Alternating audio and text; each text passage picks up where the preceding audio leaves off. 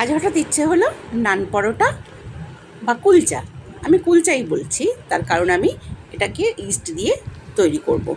খানিকটা ইস্ট আর টক দই এই দিয়েই মাখবো। তার কারণ হচ্ছে গিয়ে ইস্ট দিলে পরে একটু ফুলবে, আর তেলটা দিলাম বেশ এরকম নরম করে মাখবো। মেখে আমি চাপা দিয়ে রেখে দেবো আধ ঘন্টার মতন রেস্টে। তারপরে হাতে করেই বেলে নেবো, বেলনির কোনো প্রয়োজনই নেই। আর এর মধ্যে ছড়িয়ে দেবো একটু কালো জিরে দিয়ে আমি ছাঁকা তেলেতে বেশ ভেজে নেবো এপিট ওপিট করে। তবে হ্যাঁ, কেউ চাইলে সেঁকেও ভাজতে পারো, মানে একটু সেঁকে নিয়ে তারপর তেল দিতে পারো, সেটাও চলবে। আর তার সাথে হবে চিকেন কষা। আজকের মেনুটা কিন্তু দারুণ আছে, অনেক দিন বাদেই করছি। আমার তো এখন ব্যস্ততার ভীষণ, তাই আজকে এটা দিয়েই আমরা কিন্তু রাতের খাবারটা সেরে ফেললাম। কেমন হলো বলো তো?